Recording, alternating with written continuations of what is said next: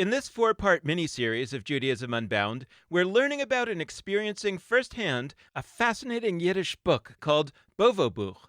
This miniseries is presented in partnership with Theater Dybbuk, a Los Angeles-based organization that creates provocative performances and innovative educational encounters, exploring Jewish thought to illuminate universal human experience. Learn more about their work at www.theaterdybbuk.org. That's www.theaterdybbuk.org.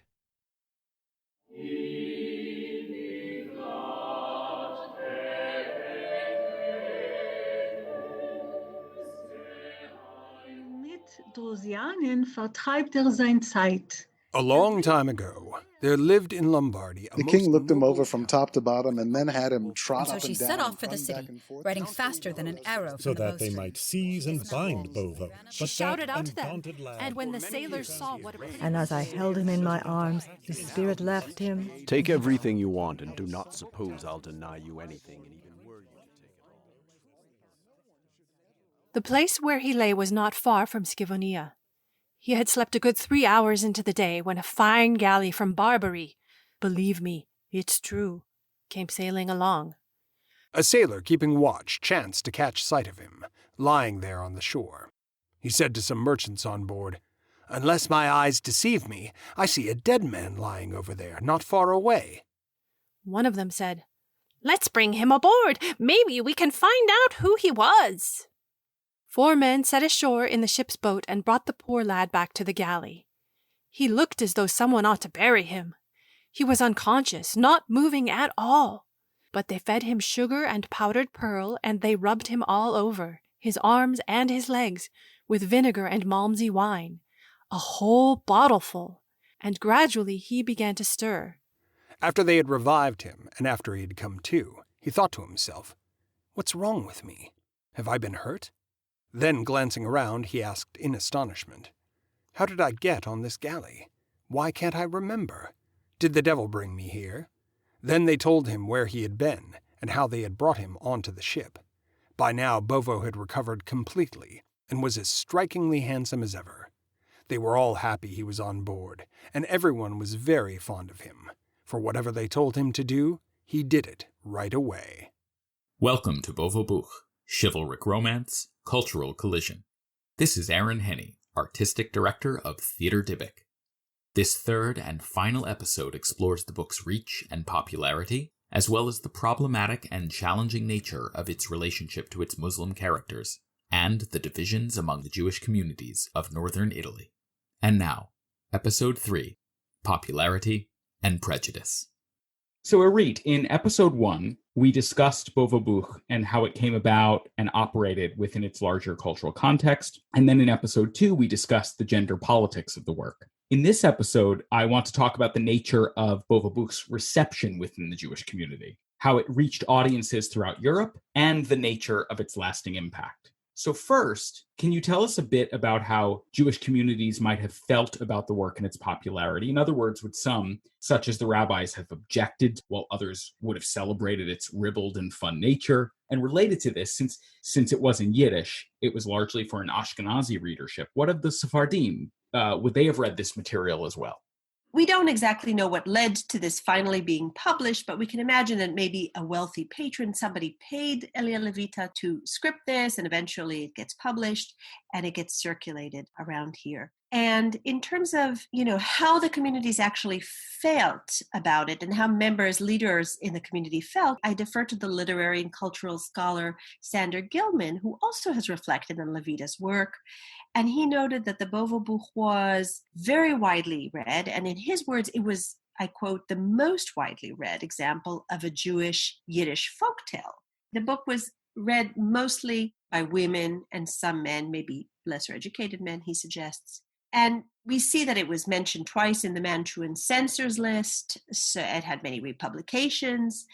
And you could see that it has been part of the Yiddish literature experience from its real inception and from the inception of the literary Yiddish world of works until today. I mean, it's always been present. It's kind of omnipresent. For the rabbis, however, I think we find a different story. The safe, dangerous quality of the storytelling here might have been a little bit too much. And we see that these stories, the chivalric romantic stories, were discouraged.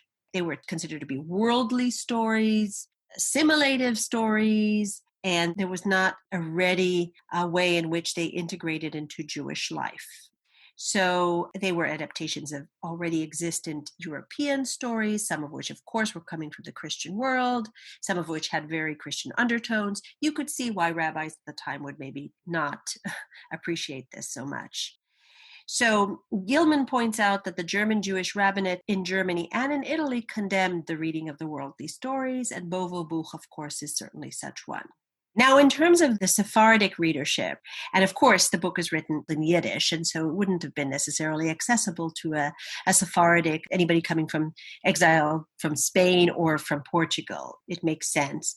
However, Claudia Rosenzweig points out that the Bovo d'Antona itself, as a story, was familiar to Sephardic Jews from Spain, and there was even a Judeo-Spanish, perhaps in Ladino, ballad called Celinos y la Adúltera, which was apparently preserved by Jews in Greece, in Rhodes.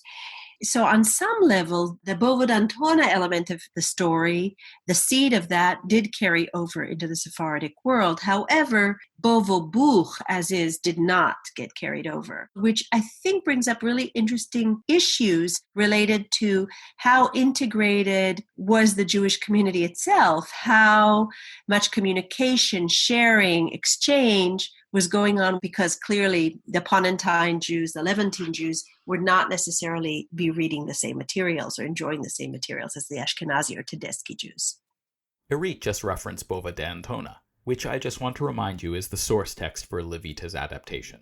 Now, aligned with Erith's observations about Bovo-Buch reaching far and wide, the text itself has Bovo travel to many places intersecting with different peoples.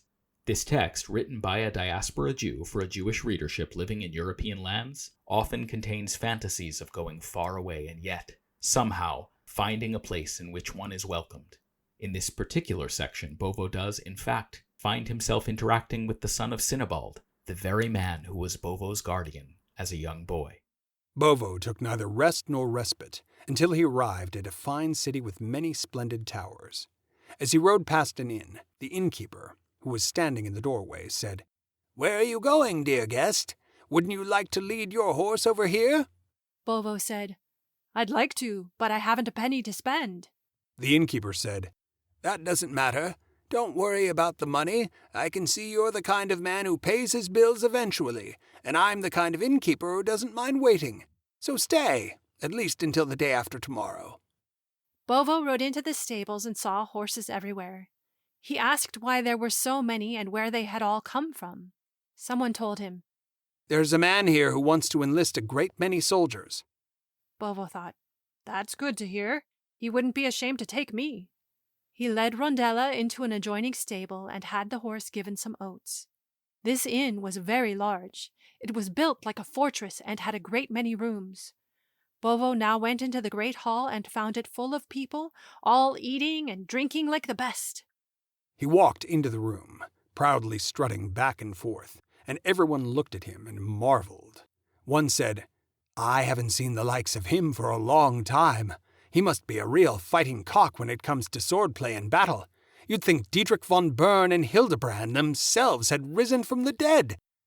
Bovo went up to their captain, who received him kindly and asked him who he was, of what nation, and of what religion, what it was that he wished, and whether he would like to be in his pay. "You'll have a good life with me," he said. "I'll place 400 men under your command." Bovo said, "Noble, worthy captain, I'll not turn down your pay. I've come here from Poland hoping to pursue just such a trade. But where is it that you want me to go with you? Do but tell me that." The captain said, "Noble, fine warrior, you are to come with us to Lombardy. There is a castle there called San Simon. Its commander is a splendid man. His name is Sinibald, and I am his son. A certain Count Dodon, who lives nearby in Antona, wants to take that castle. I've enlisted these men so I can come to the aid of my father. Both castle and city are over 400 miles from here." Much like Bovo, Drusiana is also shown to be a figure moving through the strange wide world who manages to find her way back home. After a short while she came to the town. It was on the coast, on an inlet of the sea, and there were always many merchants there. A number of ships were tied up in the harbor, and in the distance she saw a galley with her father's insignia on its hull. She could see how the crew was making ready to depart. They had already pulled up the anchor and were about to hoist the sail. She shouted out to them, and when the sailors saw what a pretty wench she was, 4 of them jumped into the ship's boat, rowed over to her, and offered their services. Drusiana said, "Dear fellows, if you'll take me on board your galley, I'll be your cook until we reach your destination." The sailors said, "Climb aboard! You're certainly not one to be ashamed of. Whatever you desire, you shall have it." She got into the ship's boat with her 2 boys, and the sailors pushed off from land and returned to the galley. Then they all climbed aboard.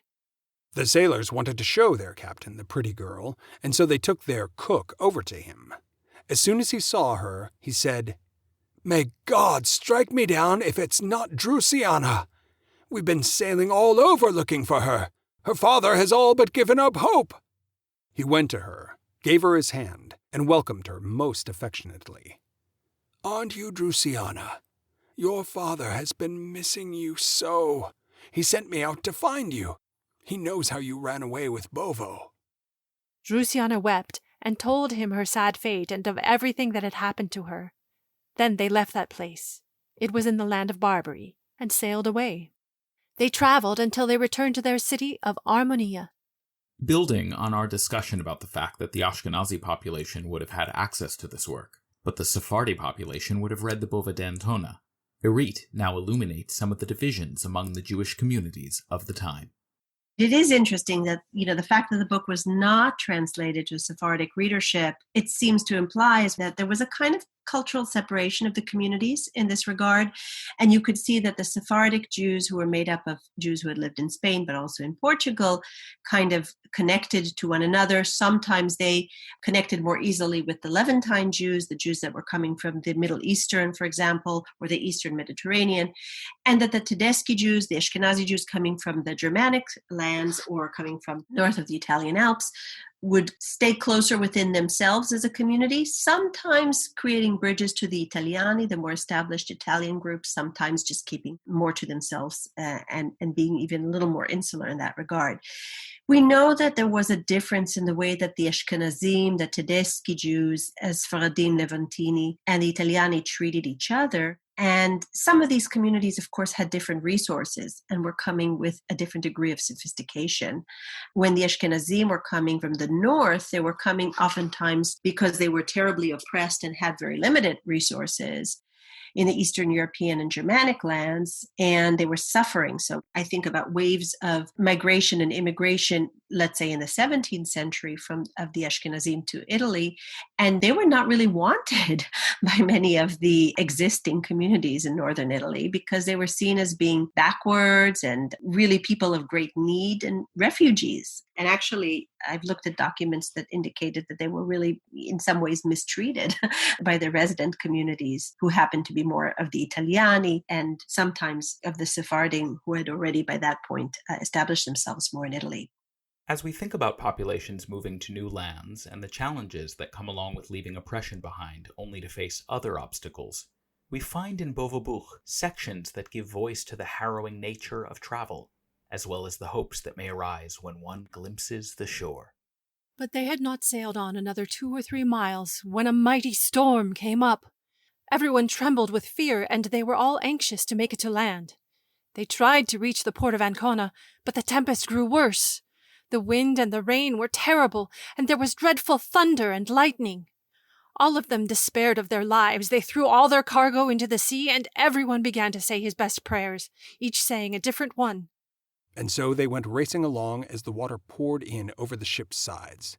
The sail was torn to shreds, and the tiller was smashed to bits.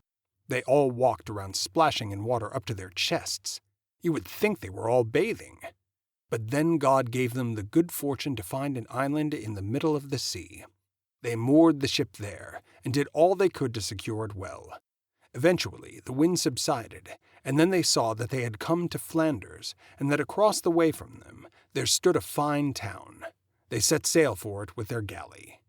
This separation was evident even in the shul, in the synagogues. And sometimes there wasn't a desire to include or welcome in people who, I guess the perception would have been that they may change the rites, or that they may shift, or they may delude or influence in some ways the way in which the services and the cultural life was conducted. Even though Gilman noted that the German rabbis disagreed with the performance of more worldly stories, in my research, oftentimes there is a divide between the rabbis who are coming from more of a Sephardic background and the Italiani or the Ashkenazi rabbis, who were sometimes a little more forgiving, actually, about worldly stories that were performed theatrically. And it's interesting to think about how that might have influenced also perceptions about the Bovo-Buch itself. Erith spoke about the worldly nature of Bovo-Buch and how it was received. One can't help but notice how the book illuminates the emotional and internal experience of what it is to be in exile. Then he quickly set out on foot. He had never imagined he would have to walk so far, but misfortune had taught him to cope. Nothing could harm him now, since he had nothing left to lose. He walked all the way through Brabant and Burgundy until he finally came to Babylonia. I find it fascinating that actually here it was the poorer groups that were a little more open to that which didn't fit into certain kinds of religious reading and worship. And I'm curious, because the Ashkenazim were coming from Northern Europe, do you think that had to do with either their position in society, meaning being poor and such, or had to do with the culture of those Northern European places versus other places in Europe? I'll say this.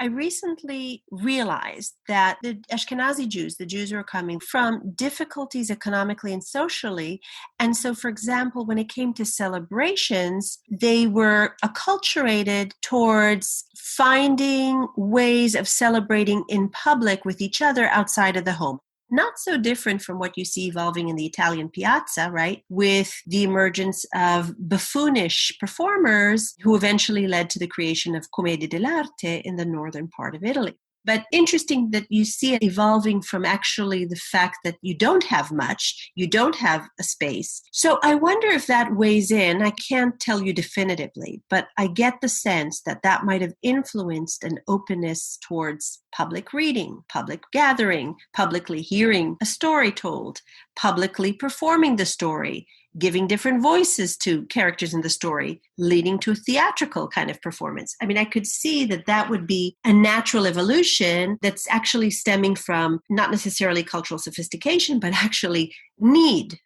Is sort of thinking about in our own world about what do the socioeconomic conditions mean for how one receives and produces culture, and thinking about in that time what it meant and the impact it had, and hopefully people can draw some metaphors and analogies to our own world in their own ways. Now take us through how the work spread throughout Europe, giving us a glimpse into the nature of publication and dissemination of work at that time.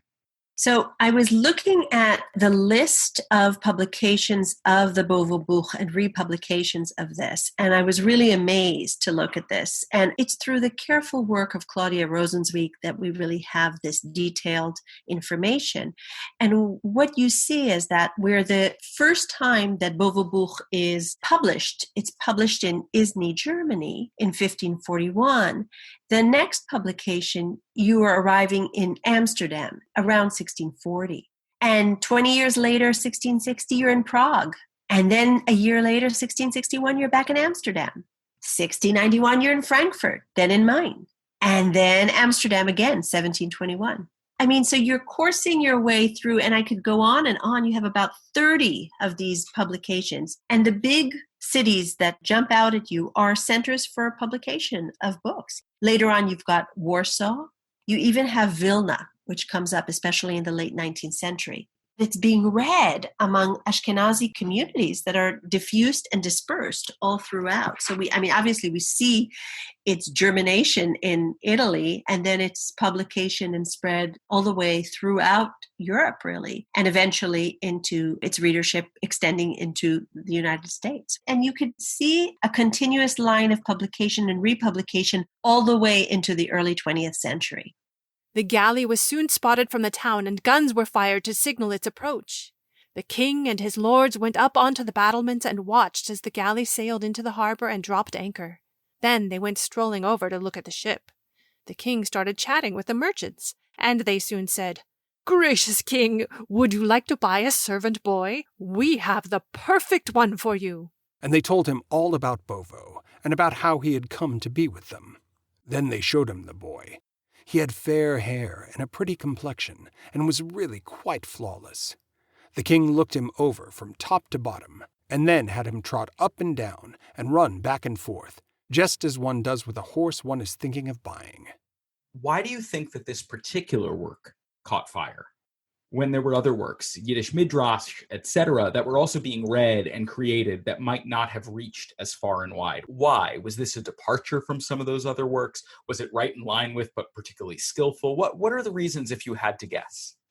Well, I guess we have to ask ourselves, what would be the preference? The midrashic literature or reading the adventures and romances of a young couple, But there's also something remarkably enduring and cross-cultural about the appeal of adventure and love. And you see that even in the chivalric romances themselves. And you see the evolution of the chivalric romances, the chansons de geste that then become more novel-like, and the enduring way in which they persist from the Middle Ages through the early modern period, the Baroque, even the Enlightenment, and even into the Romantic period.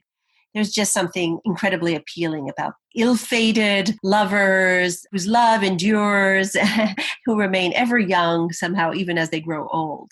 So it speaks broadly, I think, to our sense of life's dangers and our sense of life's possibilities. And of course, for the Jewish reader, it allowed the Jewish reader to engage in a story that at its core was universal, but to engage in it safely. So he didn't have to feel that they're taking elements that would have been more overtly Christian, because as we see in the Bovo-Buch, we have bar mitzvahs, we don't have baptisms. We have weddings that are described as chasanas, they're not just weddings. So it makes the elements that could have been estranging, it makes them more familiar. I also want to say that I think in the story here, you've got the encompassing of cross-generational conflict, which is very interesting. An unloving mother, male figures who have to be rebelled against, the Sultan and different kings. You've got the yearning for mentors. You've got this wonderful Sinibald who, against all odds, takes Bovo under his care. You've got the finding of love, this beautiful Drusiana, and Bovo is also beautiful, and they find themselves. And then, of course, Margarita, who's no less beautiful and also extends herself. And then you've got the finding of strength in one another as a couple. Drusiana and Bovo are married. This is really interesting to see a kind of marriage persisting and lasting and making it through, even with dragons coming at you and all kinds of scary things. And you've got a kind of story of giving into parenthood and, I guess, aging. And on that level, it's told in a non-didactic way, very open to many different interpretations, but it also toes the line of the Jewish family, keeping the generations going. It's not antithetical. It's not really a rebellious story in that sense, because unlike, some of these other tales of love that include adultery and things like that, this one doesn't. It's a relatively clean story here. Yes, there's the possibility of multiple marriages when Margarita comes on, but at the last moment, it's avoided by the story. And even then, it would still be like a double marriage or a marriage of many wives, which is actually less rebellious than the adulterous possibility. Let us leave those making the preparations for the wedding, and sing now a while of Drusiana. She was still with her father, as you know, and she had also heard the news of how Bovo had come to be held in high esteem once again, and of how the fair Margarita was to take him for her husband. She heard that the wedding was going to take place soon, and that many people were coming to it from near and far. She was happy now and thought to herself, "I'll set out at once. I'll go to Bovo just as he once came to me."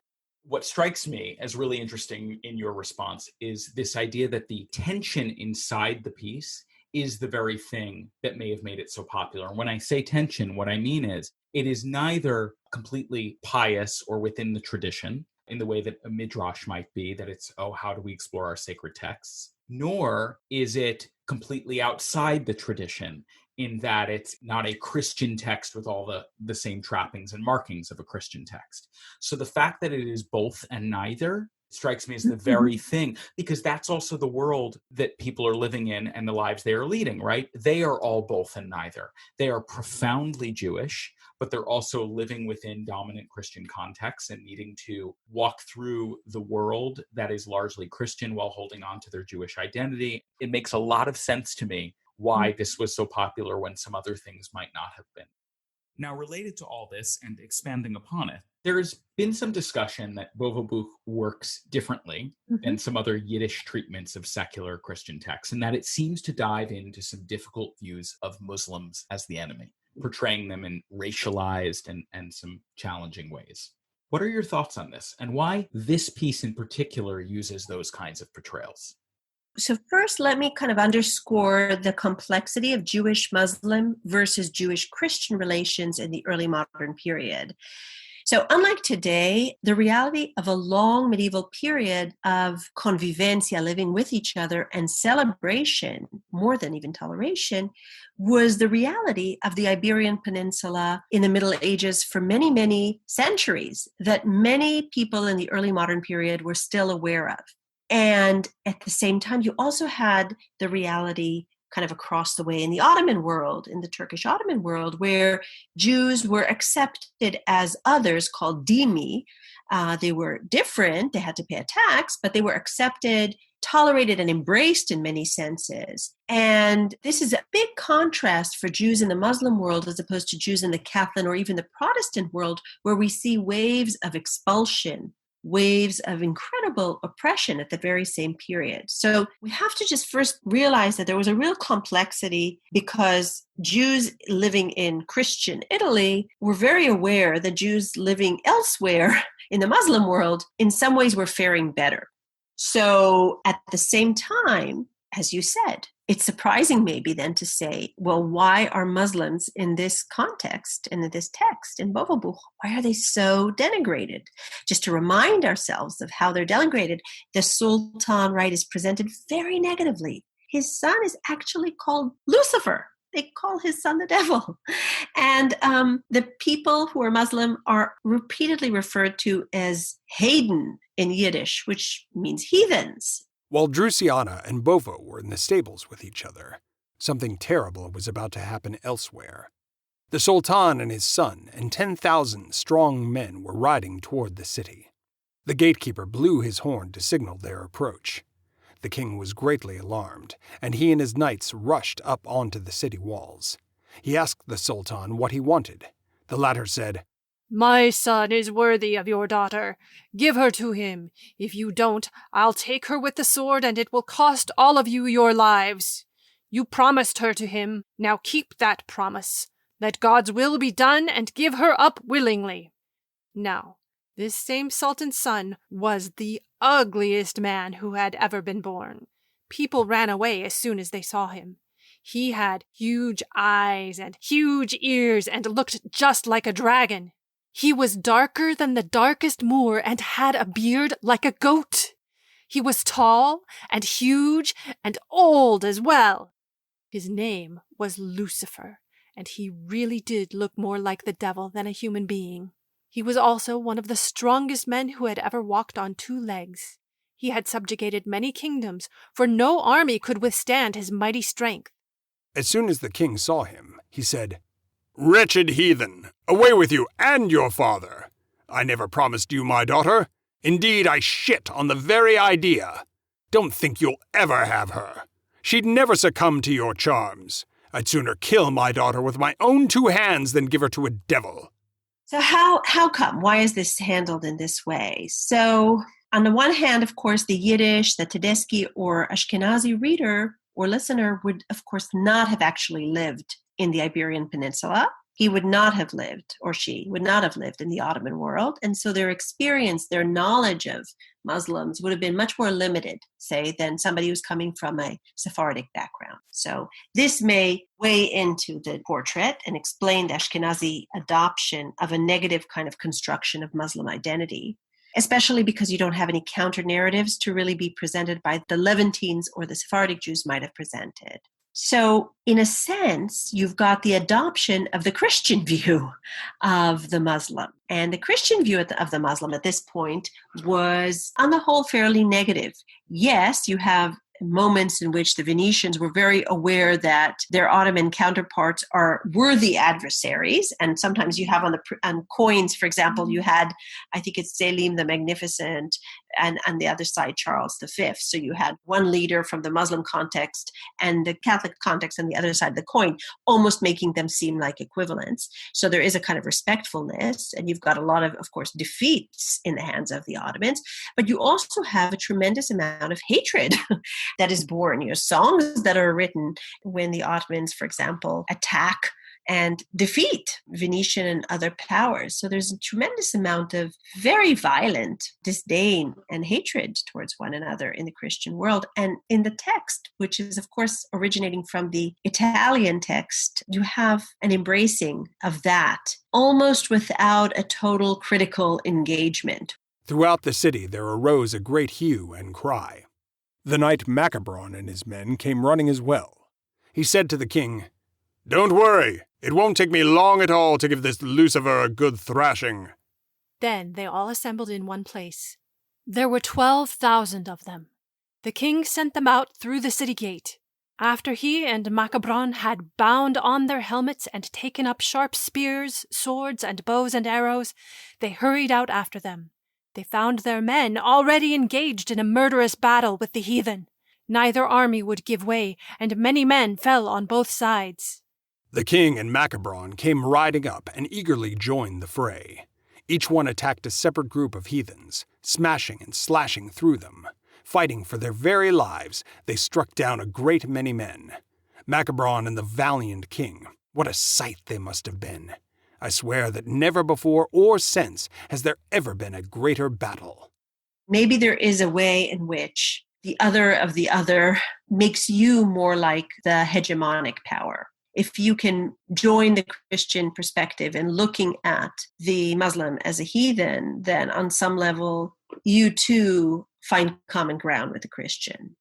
Meanwhile, Lucifer had been fighting elsewhere on the battlefield, riding on a huge elephant and wielding a long, heavy steel staff. He had killed many men, and no one could withstand his onslaughts. Then Macabron rode over to him and said, "I'll soon put an end to this arrogance. Just you wait and see." Then he lowered his lance and charged.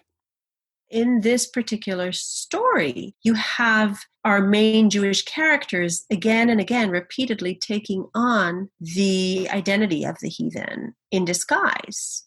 Sinibald said, "I like this plan, but I'm afraid someone will recognize Tirits." Bovo said, "I can make a powder that will make him darker than coal." And he told them what he needed for it. After he had concocted it just as the beggar had taught him, he rubbed it on Tirits, all over his hands and face, his neck and ears and forehead.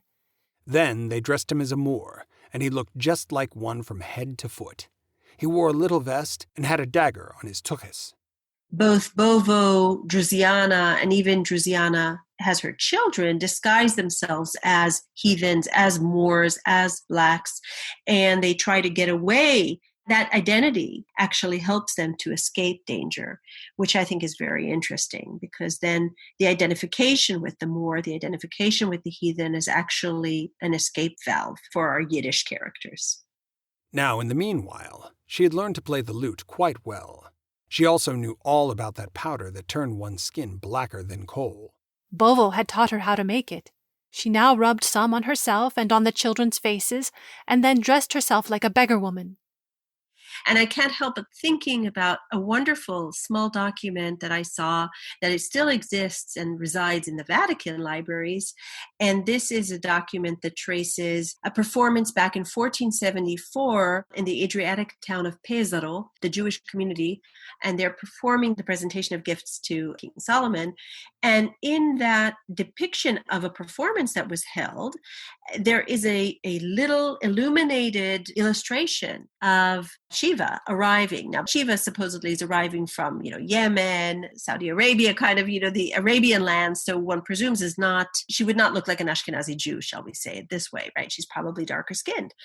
But in the image, you see a very clearly blonde, pale woman. And I find that fascinating in the ways in which race is erased or is supplanted in that image. And again, you wonder, is that an internalizing of a kind of European notion of preferential race? What is going on actually there? So I think it's very complicated, but incredibly interesting. So shifting gears now, this very prominent work seems to have disappeared from the popular imagination and is not known very widely today. Do you think this is just a function of the nature of popular literature and how it may not stand the test of time? Or do you think it speaks in some ways to the nature of where scholarship and theological study focuses and what is left out of the most widely reaching forms of these areas of interest?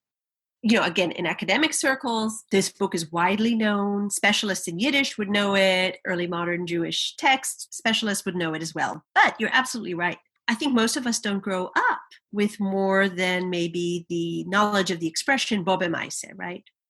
What Erith is referencing here, which is spoken of briefly in episode 1, is the now commonly accepted idea that the term Bobo-Maise, often thought of as meaning grandmother's tale, was likely derived from this work. The Maise of Bovo, Bovo-Maise, Bovo's tale. Now, back to our conversation about Bovo-Buch and the reasons for its relative disappearance from our popular imagination. So why is that? Why isn't this a story that lives on? Well, maybe it's the result of the Jewish Enlightenment period, the Haskalah, and the ways in which it expunged the Yiddish tales from what is considered desirable to know because they were seen to be too Yiddish, too Jewish, too unassimilated, too unenlightened. Maybe it's a result also of the 20th century's decline of Yiddish in general. I think both of those elements played a really big part here. And I think there's something about the supplanting of communal reading with performance, which is different, and the ways in which Yiddish theater, especially in North America, took such hold of the immigrants' imagination and inspiration. And there was no maybe need or not as much need for the Bovo-Buch in the same way as there had been earlier in time. But I think that there is a real rediscovery now of Yiddish, its own inherent irony and sauciness, and a curiosity today among younger generations of Jews, myself included, to explore Yiddish, its proverbs, its varieties, Galician Yiddish, Litvak Yiddish, for example. And my understanding is that Yiddish today is also studied in some German universities because it preserves linguistically a medieval dialect in a way that connects to the German understanding of their own linguistic evolution. So I think this might lead to a curiosity and desire to revive Yiddish more generally. And maybe in the same ways in which Hebrew was revived in the late 19th and early 20th century, the 21st century, against all odds, will lead to a revival of Yiddish, and with it, maybe an interest, a reawakening of interest in early Yiddish literature, like the Bovo-Buch. I mean, I certainly would love that if that would happen. So before we close out, anything we left out, anything you want to make sure is on here that we should be thinking about? We're at a period of intense listening in more intimate and contracted spaces. I think the power of the voice, the soundscapes that are created with the voice and with story are elements that I think we're more attuned to picking up and listening to today than we were maybe 6 months ago before COVID hit. And there's something powerful about that. Reading out loud, even through technology, is something that has connected us over time. It certainly connects us back in history to epics. And I think we participate in that. We see the reach of culture and art and storytelling, and we feel the need for it now in a much more urgent way than maybe we did a year ago. Now there was peace on all sides. And Bovo was free from all wars and all battles. He was truly an extraordinary king, the mighty sovereign of 3 lands. His sons also grew up to be splendid warriors, and to each of them he gave part of his realm. Thus did they all rule over many lands and in the entire world they had no equals. And with this, my story ends. Thank you for listening to this third and final episode of Bovo-Buch, Chivalric Romance, Cultural Collision. This episode featured actors Rebecca Rasmussen and Mark McLean Wilson. Readings throughout the series from the English translation by Jerry C. Smith were performed by actors Joshua Wolf Coleman, Joe Jordan, Julie Lockhart, Rebecca Rasmussen, Clay Steakley, Diana Tanaka, and Mark McLean Wilson. Miri Korel of the California Institute for Yiddish Culture and Language provided the reading of the Yiddish excerpts and guidance on Yiddish pronunciation. The music featured was composed by Solomone Rossi and performed by the vocal ensemble for Theater Dybbuk's production of Hell Prepared, musical director Vahed Siadat. The series was edited by Mark McLean Wilson. Scholarship was provided by Erith Jaffe-Berg. The podcast is produced by Theater Dybbuk and presented in collaboration with Judaism Unbound. Epilogue. Let me tell you now who wrote this book. He calls himself Elia Behor. He spent a whole year on it and finished in 1507. May God preserve us from all evil beasts, and may He deliver us from all our sufferings, and may He grant that we be worthy of seeing the age of the Messiah. He who shall lead us into Jerusalem or into some small village nearby, and who shall rebuild for us the temple. Da will ich euch nennen vor, wer das Buch hat gemacht und geschrieben. Eliahu Bocher nennt sich zwar. A ganz Jahr hat auf dem vertrieben und hat es gemacht dasselbige Jahr, das mitzählt 267.